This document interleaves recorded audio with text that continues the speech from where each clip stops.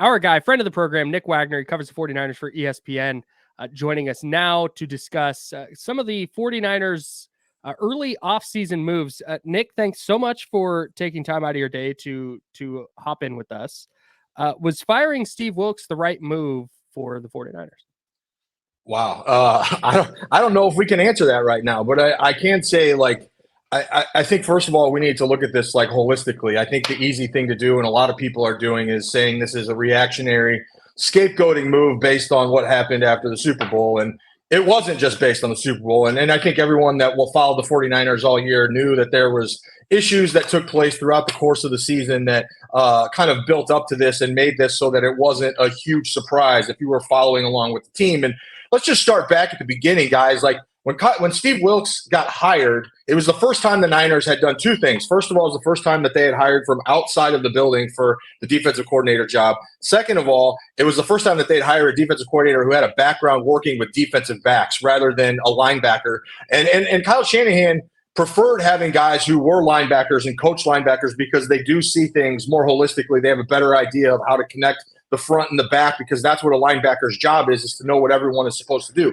So that put Steve Wilks at a disadvantage a little bit from the beginning. The other thing that put him at a disadvantage from the beginning was Kyle Shanahan did not want to change the scheme, and he wanted Steve Wilks to come in and learn his defense. So not only was Steve Wilks trying to learn a defense that he didn't have a lot of familiarity with, he was also trying to learn his players and understand what they want to do. And by the way, he didn't get to bring in any of his own staff. So this is a staff that he's learning and trying to understand that's already ahead of him in terms of knowledge of the scheme. So then we get into the season and we saw the things along the way, right? There was the incident in Minnesota where he calls cover zero blitz. At the end of the first half, it turns into a touchdown. Now you can say Charvarius Ward probably should have caught that ball. It should have been. Regardless, it wasn't a good call at the time. Kyle Shanahan openly questioned the move right after the game, followed up and doubled down on it the next day. Steve Wilks is apologizing during the week for it.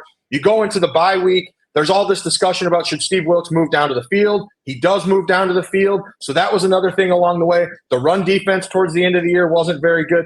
And then we get into the playoffs, guys. And the first couple of games, particularly in the Detroit game, there were a lot of issues with the run defense. And the thing that sticks out to me the most through all this, and you can point to what players were seeing and all those things, but the thing that sticks out the most was we were, guys, in the weeks leading up to the Super Bowl, we were talking about defensive effort, which is just a crazy thing to really think about for any team, really, at any point in the year. You don't hear a lot of effort questions, but a team going to the Super Bowl, I never thought I would be writing stories and talking on TV about effort, and that had never been an issue under Kyle Shanahan. And so if you want to say that's not Steve Wilks' fault, that's kind of Chase Young's thing, that's a thing that has been on his resume throughout his career, sure, that's all fair. But it's still a crazy thing to think about. And then you get into the Super Bowl, and there was a couple of more things. So was it the right move? I guess that just depends on who they can get to replace him. It's late in this process. I happen to think that the Niners probably have a couple, 3 candidates in mind, or they wouldn't have made this move. But I also think that Steve Wilks had his issues. It's not a surprise that this happened necessarily, but also the defense wasn't bad. It just wasn't at the level that it had been in the past.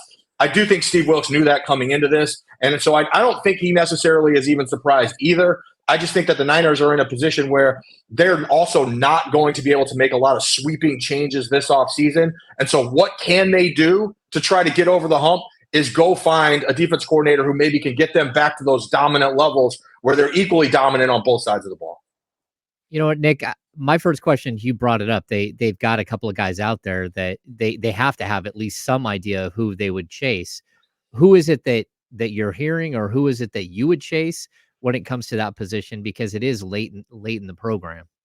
Yeah, it's interesting, James, because if you look at the Niners, like what they want to do schematically, there's not a lot of options out there of guys who do what they do and would be able to come in and not be in the same position that Wilks was in, right? Where he's got to learn the defense. I mean, the name that I think a lot of people are bringing up and throwing out there is Brandon Staley. So Brandon Staley has connections to Kyle Shanahan, that whole kind of coaching tree with McVay, LaFleur. But I would caution a couple of things on Brandon Staley. First of all, and I'm not saying he's not a candidate for the job. I just think there's a couple of things to keep an eye on here. Number one, we're talking schematics. He is a Vic Fangio disciple, which is not the same defense that the 49ers run. And that's not to say that they couldn't do it or that he could adapt to it or that they could find kind of a happy medium there. But it's just something to keep in mind where there would be a little bit of a learning curve, again, with a new defensive coordinator if he was going to be the guy. The other thing that makes me wonder here is He interviewed with Matt LaFleur in Green Bay. He interviewed with Sean McVay to potentially go back to the Rams. Those are his guys that know him. Again, part of this tree. They didn't hire him. It makes you wonder, right? Like, they had the number one defense with the Rams when he was there, and now he gets passed over when they have a chance to bring him back. It just kind of raises a couple of red flags. I mean, there's obviously the big names out there, the older guys that, the Bill Belichick's and the Pete Carrolls. I'm not going to sit here and say never that's impossible. I just think it's unlikely. I think if you're talking about like a Belichick, I wouldn't rule out the possibility of maybe a consultantship type of thing where he's coming and helping out on the side as just a way to stay connected to the league for his next coaching job. Also would give him the ability to help his son, who I think is coaching up at the University of Washington now, where maybe he could do some things both ways that way. Pete Carroll, he does run the scheme. It would certainly be a fun storyline. I mean, we saw Richard Sherman as a 49er, and a lot of people didn't think that was going to work. And now Sherman's one of the biggest 49ers defenders there is. So again, you can never say never. It just seems really unlikely. And so I think they're going to be in a position here where they've got to kind of figure out who they want to be, which Kyle Shanahan says they want to be the same kind of defense, but are they willing to take an inexperienced guy and start over again? Like they did in the past, or are they going to try to push hard and spend a lot of money to go get one of those big names? And I think just as we sit here right now, less than 24 hours removed from the announcement, it's just too early to say who exactly they're going to land on. Nick Wagoner covers the 49ers for ESPN, joining us now. How do they or can they bounce back from another crushing playoff defeat? Like, teams don't lose the Super Bowl and then just go back the next year. It doesn't quite work like that. You've got George Kittle, who's going to be 31. You've got Trent Williams, who turns 36. You got Christian McCaffrey turning 28. It feels like they're not only are they up against it from just like an emotional bounce back standpoint, but they're starting to get up against it from like a just roster age standpoint. I think it's the biggest thing that they've got to figure out, because to me, if you just look at this team and say, oh, we're going to run it back and hope that we can get over the hump next year with just a new defensive coordinator, it's probably not enough. And I think we've reached a point. I'm working on a story about this, but I think we've reached a point where the Chiefs are the end boss, right? Like they're going to be the team that you have to figure out how to beat. And I know that's weird to say because teams always talk about, oh, we got to win the division first. And so you talk about how you can beat the teams in your division. But I think the 49ers are at a point where they got to start thinking about what can we do to get past the Chiefs, knowing that there's a good chance if we get there again, they're going to be the team that we have to get past to get across the finish line. And to your point, Kyle, the problem is they're not going to be flush with cap space. They're not going to really be in a position where they can go make another big splash like they did last year with Javon Hargrave and free agency. There's a lot of talk, well, they could cut guys and do those things. A lot of problem with that is that a lot of their guys have already been restructured. So if you're going to move on from any high-priced veterans and try to replace them with other high-priced veterans, that's going to be really tough to do. And so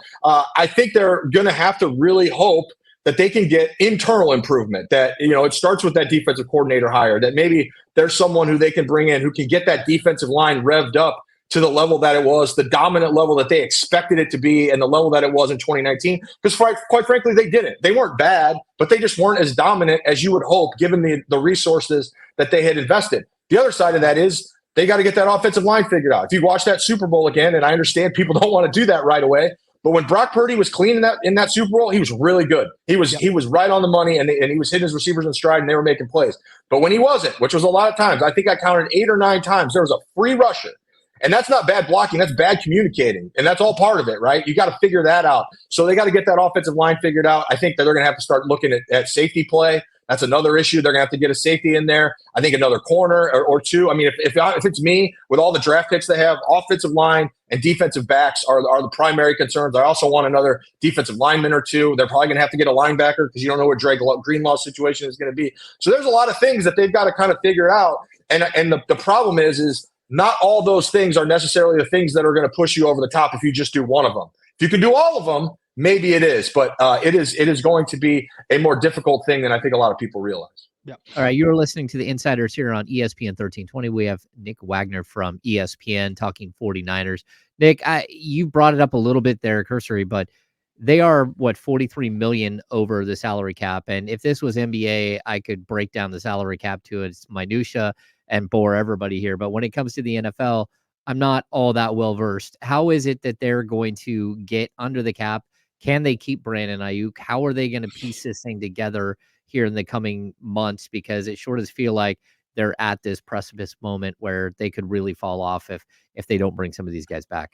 Yeah, I'll try not to bore at least bore everybody more than I already am anyway, and get into the minutia of it all. But I think if you look at where they're at right now, they are going to have about $37 million in cap space left over from this year that they're going to be able to roll over. So that puts them close to it. There's a couple other things they can do, restructures and things like that. I don't think they're particularly worried about the cap as we go into next year. I say that with the caveat again of, they're not going to have a lot of space to go out and make moves. But what they can do, and I've written about this a couple times, and this is why I think the Niners were viewing this as a 2-year window, at least with this group. I'm not saying that after next year the window closes, because there's a lot of different things that could happen. But as long as Brock Purdy is super cheap, which he is through this next year, he has to be. They just rules of the league. They cannot negotiate a contract extension with Brock Purdy until after his 3rd season. So that gives them a little bit of wiggle room to make things happen where they can get under the cap and they can keep Brandon Ayuk.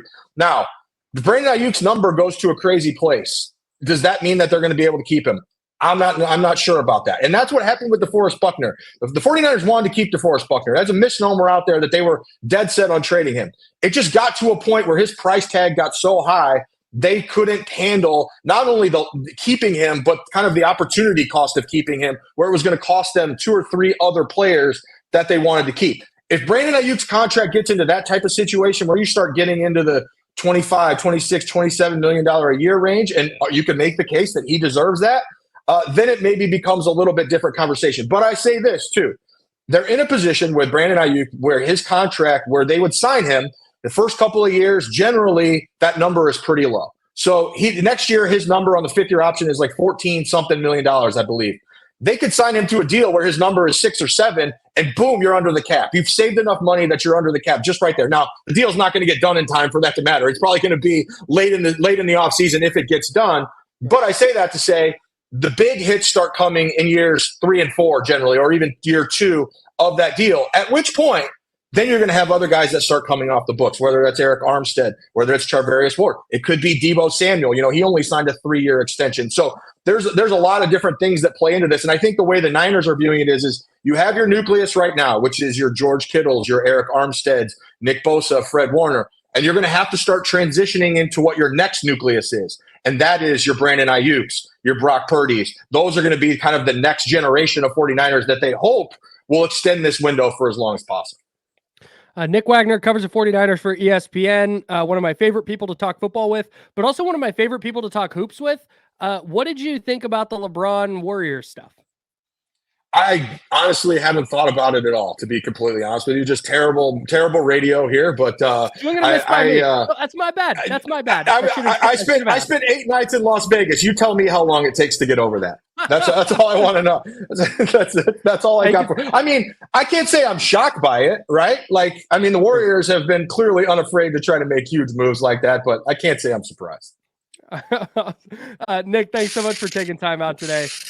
We will catch up with you a little bit later on in the offseason. You got it, guys. See ya. Appreciate you, buddy.